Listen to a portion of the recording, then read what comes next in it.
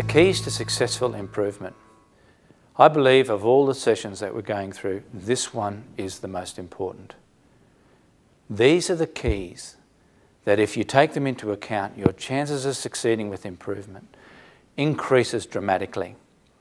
When we began to research 7SIM, because we wanted to come up with a simple methodology that was better for leading hands and middle managers and people who could actually bring about successful change, give them the tools. When we were going through this, we looked at the research, and the research overwhelmingly stated that most process improvement, re-engineering, call it what you will, most failed. One particular study, 92% failed. And the reason for that had absolutely nothing to do with the structured methodology. It had everything to do with the cultural implications of doing change, and I want to cover off on those now. There are 7 keys to successful improvement. The first key is an unrelenting focus on the customer. 7SIM makes no apology for this being the #1 key to successful improvement.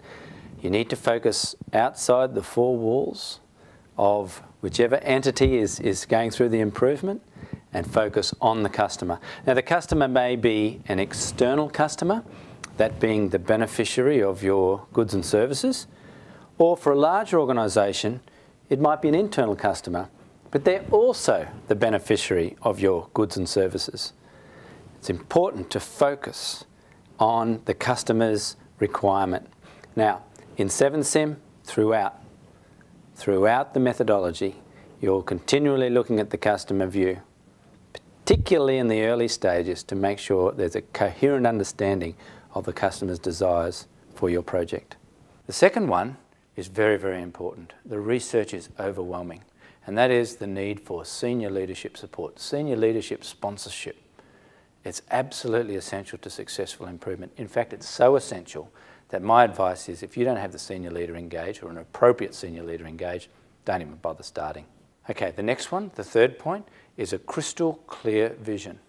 And what I mean by that is obviously scoping and getting that clarity, but there should be no ambiguity about what the project is trying to achieve. It's amazing the number of projects we've come across where it's scoped so poorly, there's little understanding of what's trying to be achieved. You need to avoid that, or else the chances of you succeeding is significantly reduced.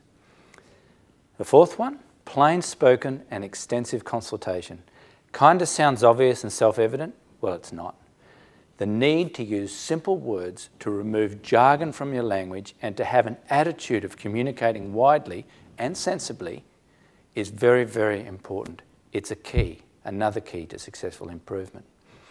The next one is the best people on the improvement team. I'm talking about the best people on your improvement team. Normally those people that actually aren't available because they are so good. If you put good people on your improvement team, people who have credibility, people who we call them clan leaders within the organisation who are seen as powerful players, get them on the improvement team and your chances of succeeding are considerably increased. The sixth one is to actively manage change. Now, what I mean by that is every manager in your organisation, anyone who leads other people, needs to understand that change is a constant. And so bringing about an understanding within an organisation that things continue to evolve and improve is such an advantage in bringing about successful improvement because the people are ready for it. The people expect it. It's a dynamic work environment, that things do change. Yep, sure, you need to stabilise, you need to have that constancy, but be aware that the world continues to rotate. Things move on, and so the organisation needs to move on as well. Now, the last point, last but not least, is very, very simple. To understand that people will transition through change differently. Some people will embrace the change immediately, others will resist. I'm sure you can possibly think of people who are still resisting after many years. Now, understand that not everyone's going to get on board straight away. There will be that sense of denial and some evaluation, acceptance and a new beginning.